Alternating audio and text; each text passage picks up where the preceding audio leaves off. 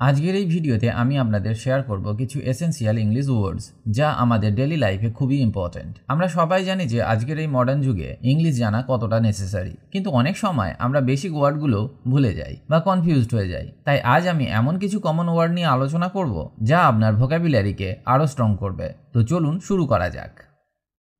During.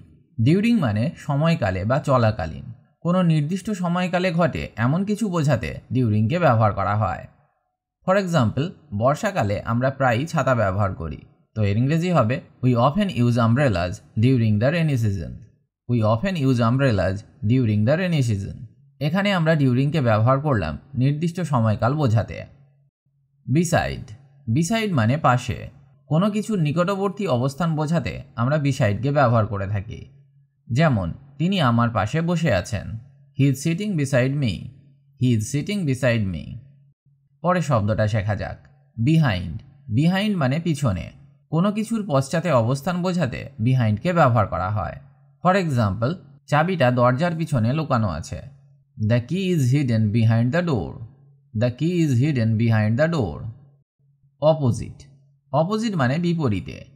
কোনো কিছুর সম্মুখে বা বিপরীত দিকে অবস্থান বোঝাতে অপোজিটকে ব্যবহার করা হয়। ফর এক্সাম্পল, আমাদের বাড়ির বিপরীতে একটি পার্ক আছে। There is a park opposite our house. There is a park opposite our house. Towards.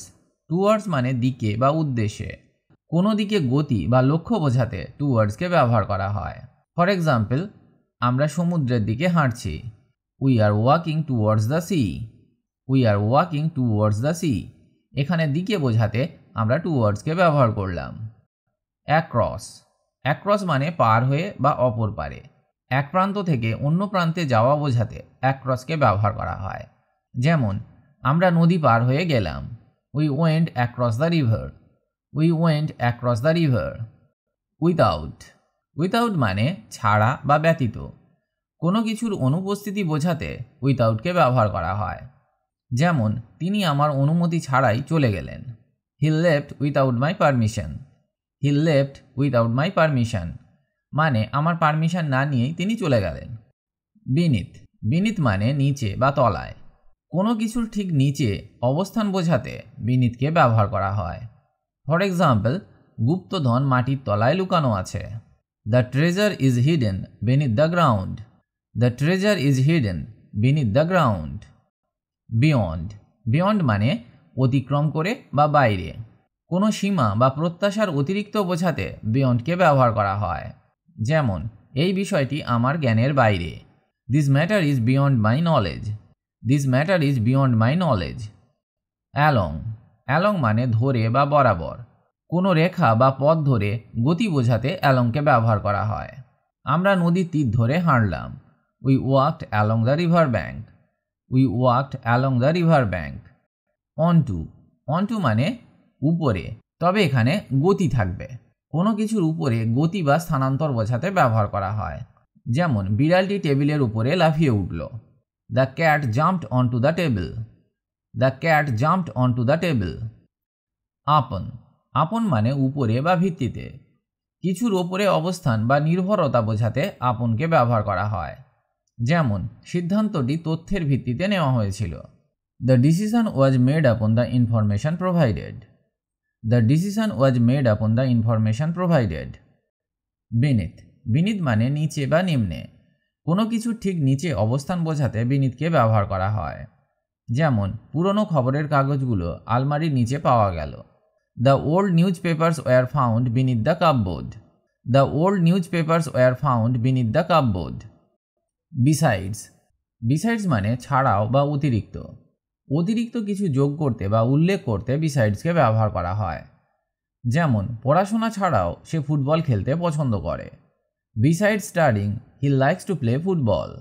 Beside studying he likes to play football. অ্যামিডস। অ্যামিডস মানে মাঝখানে বা মধ্যে। কোনো কিছুর মধ্যবর্তী অবস্থান বা পরিস্থিতি বোঝাতে অ্যামিডসকে ব্যবহার করা হয়। যুদ্ধের মাঝেও তারা শান্তির আশা ছাড়েনি। Amidst the war, they did not lose hope for peace. Amidst the war, they did not lose hope for peace. পার। পার মানে প্রতি। একক প্রতি হার বা পরিমাণ বোঝাতে পারকে ব্যবহার করা হয়ে থাকে। যেমন গাড়িটি ঘন্টায় 60 কিলোমিটার বেগে চলেছে। The car is travelling at 60 kilometres per hour. The car is travelling at 60 kilometres per hour. Atop. Atop মানে শীর্ষে বা মাথায়। কোনো কিছুর একেবারে উপরে অবস্থান বোঝাতে অ্যাটপকে ব্যবহার করা হয়। যেমন পতাকাটি ভবনের শীর্ষে উঠছে। The flag is flying atop the building. The flag is flying atop the building. Underneath.